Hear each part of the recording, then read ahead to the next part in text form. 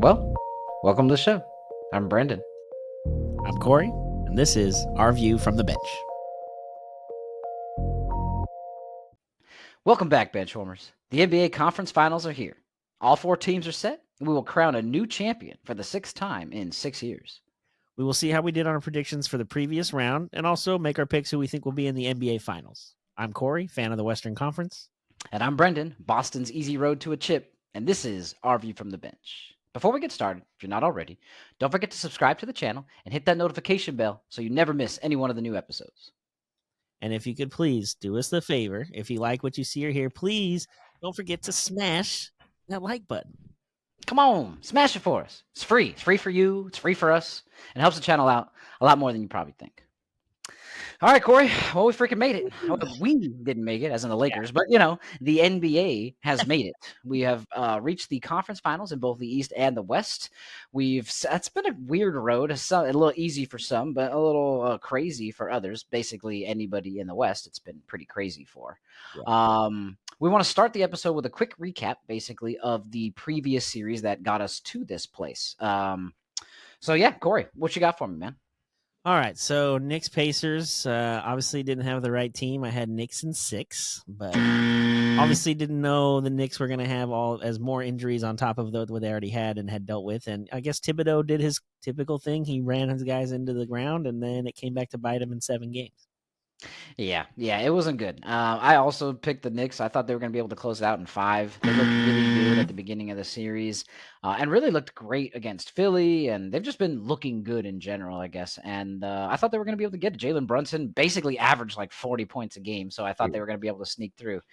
But Knicks in 5 was obviously off as well since the Knicks didn't make it. So we got both of those completely wrong. You know, it's weird. I feel like Jalen Brunson was kind of having similar to what AI did that year when they went to the finals and lost to the Lakers. But Brunson's a bigger, like, stockier guy and was able to, like, get bullied around and survive it for the most part until he broke his hand or whatever yesterday. Yeah. But, like, they were picking him up 94 feet and making him, like, work the whole way down, and he's still scoring, like, 35, 40 points a game. So that guy is just a baller. Yeah, he's definitely, he should be on an All-NBA team this year. I would put him at least the second team. I don't think he deserves to be on the third. He's one of the top 4 point guards in the league this year, at least, or guards. Yeah. I know they don't do point anymore, but one of the top 4 guards in my opinion. He's just really good. So, but it's still ending early. So, Pacers moving on, man. Halliburton and crew, doing work, dude. I mean, they hosted the All-Star game this year. Now they're going to the conference finals. Don't forget. Pretty good year for. Oh yeah, they were the finals for the in-season tournament. They lost to the Lakers, but yeah, they showing people all year that they're a little more than I think people thought they were, and they're a little bit ahead of schedule as far as everybody seeing their rebuild, thinking they might be another year or two away from really competing. But here they aren't who we thought they were. We let them off the hook. Let them off the hook. All right. Well, someone who definitely is not off the hook. Well, I mean, I guess they are because they didn't got to play the. What's up with my camera here? There we go. Without the, they don't have to play anymore. It's the Cavs off the hook of the playoffs. They were quickly, briefly, swiftly sent home by the Celtics. I picked Celtics in 5. And that was exactly right. Yep. Yeah. And happened to be right there with you, sir. Celtics in 5. We talked about for that series. Cleveland struggled and had to go to 7 games with Orlando, who's like a young, up-and-coming squad and way ahead of schedule as well. Yeah. And Boston, who took care of Miami with no Jimmy Butler and, just kind of took care of business, was kind of expecting the same thing. And with no Jarrett Allen the whole series, and then you also didn't have Donovan Mitchell the last 2 games. I mean, it was just a formality of the Boston Celtics winning the series, unfortunately. And you picked it in what again? 5 games as well, sir. We both hit that one right on the dot. Right on the dot. They pretty much kind of got that schedule, it looks like. 5 in the first, 5 in the second. Stay tuned for the rest of the episode to see where we got them in the next one. But perhaps they continue there as well. I hope not. All right. The next series that we have just finished yesterday? Was it yesterday? Or 2 days ago? No, yesterday was the Nuggets Wolves one. So 2 days ago was the Thunder Mavs. Number 1 seed in the West, literally grabbed it on the last day of the season. They were all tied for first with 1 game to play. Thunder took it, but it seemed to not really matter. I guess Mavericks are just love upsetting 1 seeds, no? Dude, Luka is just so good. I don't even like, and Kyrie didn't even have that great of a series. I know he played great defensively, or more so than he typically does, which is probably why his offense struggled. Yeah. But man, Dallas just Gafford and Lively is so good in the paint and blocking shots. Bro. I mean, it is that, and PJ Washington. I know he had a big shot late in Game 6 to clinch the series, but wasn't good most of the game. But man, that series he had like 25 a game. He's just the Mavericks have won the perennial Trade. trade deadline trophy if you wanted to give it to him. I mean, everything they made at the deadline to make the adjustments worked for them, and because of that, they ended up winning the series in 6, which I had the Thunder in 7. So. Dang. Well, it sucks for you, but I had the Mavericks in 6. Give me that freaking check mark. Boom, baby. Exact one. I saw this in the Clippers series. Now, the Thunder are way better than the Clippers. Okay, I get that, right? For sure. But the Mavs just have it this year, dude. Something about this defense. See, this is the thing. If they were blowing people out, I Yeah, would probably have had them lose because you can't completely rely on offense. But their offense is pretty much just whenever Luka feels like showing up. So damn near on a dime, you can turn it on. But it's their defense that has carried them this far, and they look really, really good. And that's pretty much what I thought was going to happen in this series was they were going to be able to keep up with them offensively, but it's a matter of who was going to be able to take the stops. And with this newly reformed Mavs team and Kyrie now being 14-0 in elimination games, he and closeout games, let me put it that way. They look good, dude. They look really good. They're going to be scary for the Wolves for sure. yeah, it's almost. I feel a little bit because remember when the Lakers won in 2020, they had McGee and Dwight Howard that were kind of playing center and rotating in that spot. Mm-hmm. I feel like Kidd, who was on that coaching staff, is taking that same concept with Lively and Gafford. Ooh, He's picking like the right moments to have because they're both the same as far as defense, but their offense is a little different.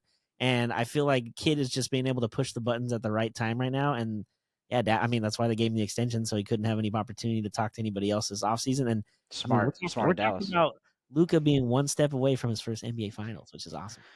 Yeah, that's great. I mean, it was kind of expected for him to do so coming into the league, but it doesn't. It's not guaranteed. No, So, yeah, props. And quickly, I want to touch back on Kid before we move on. You know, we give a lot of people props. We give Spolstra props. We give Lou props. We give people shit. We give Ham shit. We give right. yeah, Nobody really talks about Jason Kidd, to your point, is doing exactly what his team needs him to do. Plugging when he needs to, subbing when he needs to, has this guy here, has that guy there. The rotations are right. The timing is good. I want to give props to Jason Kidd, bro, because yeah, obviously the players are on the court playing, yeah, but we saw with the Lakers, we've got a pretty good team, and Darvin Ham just sitting on the sidelines with his hands in his pocket, like, oh no, ask LeBron. yeah, So for real. props But to Jason Kidd. Kidd, I think he was coach early, obviously in Brooklyn, and then with the Bucks with Giannis before they got good and won. And then I think that having to go back as an assistant with the Lakers and watching from a different perspective behind another head coach again, because he never had been assistant prior, he just went straight to head coaching. Right. I think taking that year or two back in LA and being behind Vogel and winning and like seeing the different ways to kind of go about, especially defensively. Like, not the Kid was never a bad defensive player, but his whole No, thing no. was moving the ball on offense. Yeah, So great passer. Yeah. I think he learned a lot in LA with Vogel that year, and now he's really starting to take a turn in his own coaching career. Which, I mean, good for him, man. If he can win one as Yeah. a coach and a player, that'd be awesome. Right? Very few. Very few. Straight up. All right, moving on to the last one then of the Western Conference. We had the Nuggets and the T-Wolves. This one was, bro, a freaking series for the ages. Ooh. Just when you thought Denver was out of it because Minnesota goes into Denver, hits them with a quick 1-2. Denver comes back and says, no, hold up. Hits them with a 1-2-3, and Dude. now they're up 3-2 going on the road. Now, obviously, we know how this handed out. Wolves were able to finish it Game 7 in Denver. Wow. I had the Wolves, though. Wolves in 6. So right on the team, wrong on the amount. Yep, and I'm right there with you. I had Wolves in 6 as well. I just felt like Denver doesn't have as deep a bench this year as they did last year. Like without Bruce Brown Jr. and Jeff Green. thank you, Jeff Green. They didn't have as much depth, and their bench wasn't as good. And they started. You could see the injuries. Reggie Jackson starting to show some fatigue. Murray was kind of beat up this whole series, and then the elbow going into Game 7. But again, the swings of this series were so dramatic. Of 2-0 on the road, then 2-0, 2-2. The road team wins again, and then Denver squeezes out a third one. And then you think, okay, well, Game 6 will be close, and then Minnesota 50-point loss or win. all Yeah. over them and like punch them even more so. And I think and even Game 7, I mean, Denver had a 20-point lead at some point in the early third, and they just fell apart. I don't know what it is about. It's weird. Minnesota and OKC were both the two teams I thought, they're just too young to like win the whole thing. They're here too early kind of thing. But Yeah. in Minnesota, and then I'm sure you saw the post game of them asking Carl Anthony Towns That's and what I was just about to mention. yeah, about like, oh, do you guys think you should have lost first? And like, we've been losing for 20 years. What are you talking Yeah. about? Yeah. What you mean? We stay losing. Can we freaking actually win once, bro? I love Anthony Edwards. He is so freaking awesome, bro. He's like I've said it many times on this show. He's definitely my new favorite player over any Laker. I mean, Lakers are still my favorite team, but yeah, dude, Anthony Edwards is freaking awesome. Yeah. Yeah. So that was a great series. One more thing though, before to wrap it up, I just want to politely say, fuck you, Denver. Well, more so like fuck you, Michael Malone, because he Yeah. was talking so much shit after beating the Lakers last year, and they're Beating the Lakers this year. Yep. their daddy and all this shit, and then Mm-hmm. they lose, and then he's so sour in his post game press conference yesterday, talking about stupid ass questions when a guy asked a like legitimate question. There was nothing wrong with it. You're sour and sad that you lost, and now you can't take it and talk shit like you wanted to. And Yep. if you're gonna dish it out, you got to be able to take it, man. And if you can't, then you got to shut Then your mouth. fuck you. Yep. And Nick Wright hit the nail on the head. Jokic is not included in this, but Jamal Murray and Mike Malone, man, they love to talk shit Yep. when they're winning. Yeah. Ain't nobody like a front runner talking shit. You know who talks shit no matter what? Anthony Edwards. Yeah, exactly. I mean, Mm-hmm. even after they lost the game 3 and 4, he talked about like I wasn't good enough. I need to be better. Like he never Watch this. Don't never worry. after game 6 or no game 5, he said going back to Minnesota, he told that locker room attendant in Denver like we'll see you back here for game 7. Like Yeah. he's totally confident, but not to a point where he's an asshole about it like Michael Malone was and crying. But Mm-hmm. I'm with you, man. Anthony Edwards is a blast to watch, and I kind of hope we get to see a little bit more of him. Yeah, agree. And yeah, the same kind of goes for Jamal Murray. Same kind of goes for Devin Booker. Like when he was talking mad shit when they were up on the Mavericks, and then all of a sudden Luka comes back and says, "What happened? You got real quiet. You got Yeah, real quiet. look at him like, huh, that's Huh? crazy. Yeah, what happened? I thought you were oh, you lost. Okay, yeah, shut the fuck up. Anyways, good riddance to Denver. Bye. Ain't nobody ever liked you anyways. You got your one. Now you go back into the oblivion where nobody cares about you. Okay, moving on. Conference final matchups are set. Obviously, we just talked about it. Let's start here. This is my most favorite matchup. So Mavericks Timberwolves. The 5-seeded Mavericks and the 3-seeded Timberwolves starts Wednesday in Minneapolis, which is crazy because like as a 3 seed, you're not thinking, oh man, I'm gonna have home court in the finals. But hey, here we are. Not finals, but I mean conference finals. Sorry. Yeah, but That's still, what I meant. Minnesota of all teams, like they hosted it, I think in 04 when the Lakers beat them as well. But this has been 20 years in the making for them to have this another opportunity, and it's a whole different squad. And I'm kind of hoping. So who you got then? All right, so if we're going Break it picks, down for me. this is hard because I really like Luka, but again, I like Anthony Edwards. Both these teams.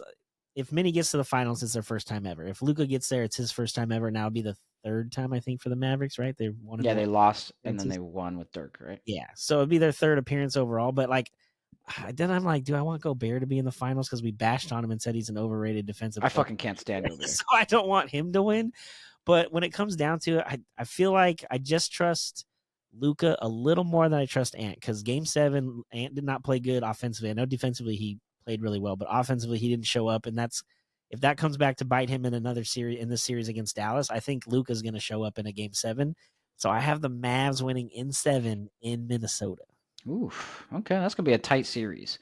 I'm with you on the Anthony Edwards didn't show up Game 7. He went 6 of 24. There was actually another player that went 6 of 24 in a Game 7 in an NBA Finals. His name was Kobe Bryant. At 18 rebounds or 17 rebounds or something crazy that night. Exactly. You know what else he did? He found another way to impact the game. And that's what I feel like Anthony Edwards does. He doesn't hang his head. I'm not saying Luka does either, but I feel like sometimes if Luka's not getting the call that he wants or the shots aren't going, he gets a little pouty. Yeah. That's not saying he hangs his head. I'm not saying he's completely out of it, but it's like a little bit like I don't want to. I'm mad. There's you know what I been mean? games where if he's not, bitching at the refs and just paying attention to the game, he tends to play better and just let the game come to him instead of focusing and like always every play. It's like just like get back on defense and let it go, man. They're not going to get the call, and arguing with it post not getting it is not going to make it happen either. So just exactly. So those little things, I feel like I'm like, okay. I think that kind of evens it out. Ant is kind of, He just rolls with the punches. Yeah. This is a tough matchup. I think it's gonna be a great series. It's the one I'm most excited to watch. They both got really elite perimeter play with their guards and Connolly and Edwards with Kyrie and Luca. They've obviously got great defense. The Mavs defense is what's gotten them here. The defense that was able to hold the defending champs to only 90 points in game 7 at home is what Minnesota's rocking with. But being that Mini just basically dusted them in their own house, the defending champions, and they have home court, I'm gonna give it to them. I'm going Mini in 7. All right. Now, even though you have Mini in 7, do you have them winning game 1? Because I feel like game 1 is going to be where they falter. Because after they were up 2-0 in Denver and they went back home, everyone's like, "Oh, the series is over," and they got too comfortable, and then they got their ass beat. So, like, I hope that's not the case going No, into Wednesday's game because they're Dallas. gonna lose. They're gonna lose game 2. Okay. All right. Yeah, Now, Dallas will win game 2 because that's Dallas's blueprint. Dallas loses game 1 on the road. and then That's they what go, they did in the Clippers series, and they did it in the Thunder series. They yeah. win game 2, and that's when the series really starts. So I do feel like the Dallas will steal one, but Minnesota proved it twice that they can win 3 times. Sorry, that they can win on the road as well. Yeah. So yeah, I think it's gonna be a great series. Honestly, bro, it's literally a coin flip. Who's making more shots? Who's hit the last second ones? Who's playing good defense? Who stays out of foul trouble? Like it's literally we're talking shavings of difference, in my opinion, of these two. Yeah. So No, it's a close battle. before we move on to the other series, I just want to have a little side note for everybody here. Okay, this series, the Mavericks, what the fuck are they playing? I already forgot. Timberwolves. Sorry. Well, I'm probably not there, so I can understand why you wouldn't initially go to Yeah. Jeez. Okay. Anyways, so the Mavericks Timberwolves series, Dallas, Minnesota. Please, guys, just catch as many games as you can. Okay, just watch as many as possible. This will be the last of the TNT crew as we see it. We've got to watch it, man. Enjoy it. Okay. However many games it goes is how many they've got left. The finals are all on ABC, so that crew is done. If you don't know why or you haven't heard yet, go check out an episode we have. It's just 2 previous episodes talk about NBA news updates. We kind of explain it all. In short, TNT is not doing basketball anymore. So go check out the details there. Yeah, it's a travesty, but make sure you catch that series, dude. Any comments before we move on?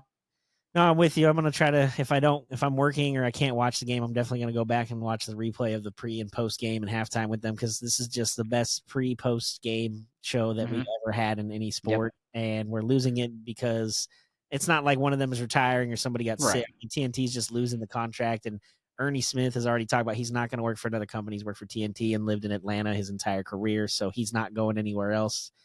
Chuck has said he will never work for ESPN, so who knows what he'll do after this, if at all. So yeah, this is the end of the line. I feel like for these guys as far as them together. Sad. And yeah, we got to enjoy it. Hopefully it goes 7, so we get at least 7 more visits with these guys. You know what they need to do? Start a podcast. Oh, just do podcast version. Yeah, they'll make all the money. They don't have to give it to the studio. They'll make all the money. It's not a bad idea. And they already have podcasts. Shaq has his own podcast. Yeah, Ernie and Chuck have their own podcast. You could just do one every week. There's a game on Thursday. You could just do a live broadcast. Wham bam. Throw it up on a podcast version after. I'd 1,000% watch it. Ooh, if TNT has a YouTube channel or anything, hopefully they can do that and get it done. That'd be awesome. That'd be cool, right? All right, moving on to the last series. We'll take about 30 seconds to touch. No, I'm just kidding. I'll say you. I'll start. Basically, I don't really want to talk about this series. I don't know why we even talk about this entire side of the bracket. The East is absolute trash. Even when healthy, they're not that great, but they're all hurt besides Boston. Celtics in 5. It's going to be the same formula that they did on the other one. They're probably going to lose game 2 at home because they just pretend to not care. Then they're going to sweep 3 after that. Possibly a sweep altogether. I just want to end with fuck them.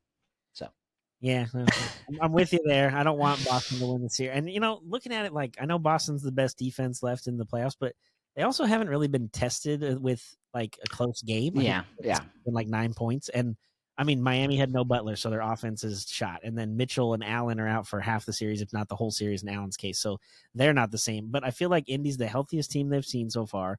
Miles Turner has been playing amazing defense at the bucket in the playoffs so far. If Halliburton can stay hot and get things going, then the rest of the team just seems to flow.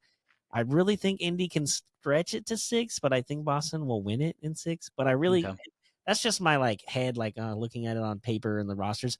But I also from my heart, I'm thinking Indy could somehow win this series. Like Siakam's a former NBA champion. Rick Carlisle, their coach, coached the Mavs to a title. Halliburton has got a little bit of everything in his game. And again, if he gets hot like he did in Game 7 against the Knicks, he could score 25, 30 points. Mhm. I love TJ McConnell off the bench. He's bear down U of A. Yeah, But they got one over there too. His name's Peyton Pritchard. I was gonna say they're the same player, Peyton Pritchard. I agree with you there. Mhm. And Nesmith is on for defense as far as the Aaron Pacers. Naismith. Okay, yeah, I like him. You're Solid. right. Maybe he can make Tatum work harder. I'm not gonna say he's gonna slow him down, but Okay, thank you. Good work job. a Yep. little harder. Yeah. Jaylen Brown is like honestly, I think the series comes down to Jaylen Brown because if he has a good series offensively, then Boston should take care of this easily. But if they get in his head or in his face and he struggles, and Tatum's just like he's doing himself, but Drew Holiday too is the other part. Like I don't know what without Porzingis there too. I just That was about okay. I was just about to ask you that.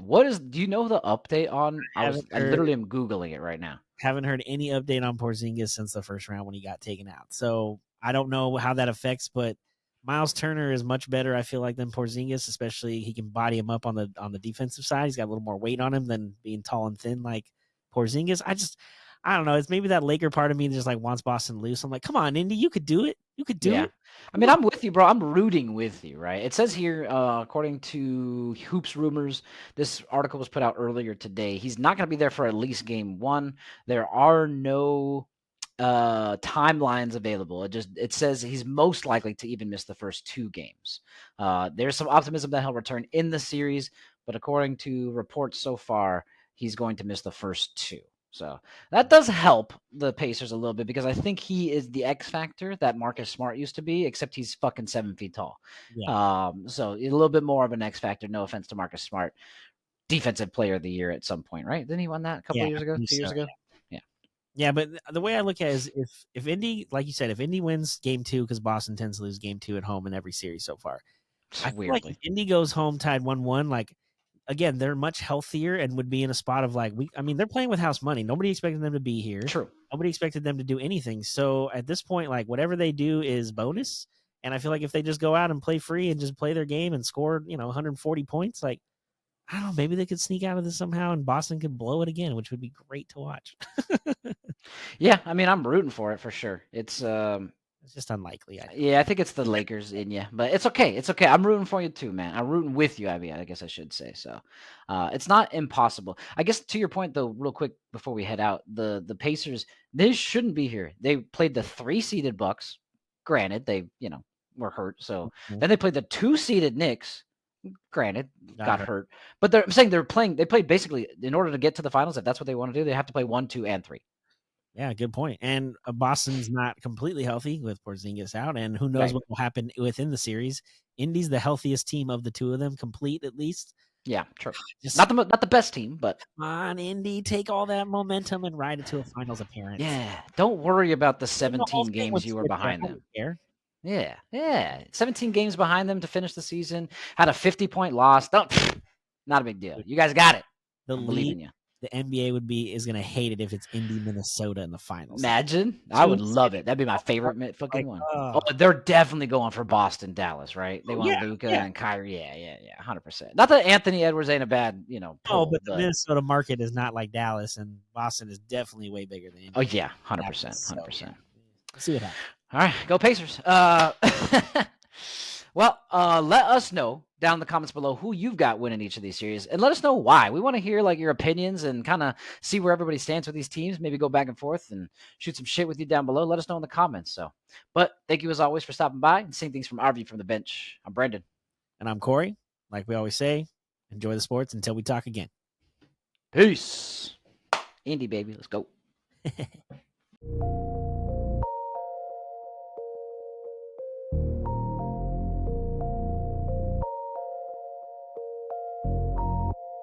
This was a Sycamore Fourth Studios production.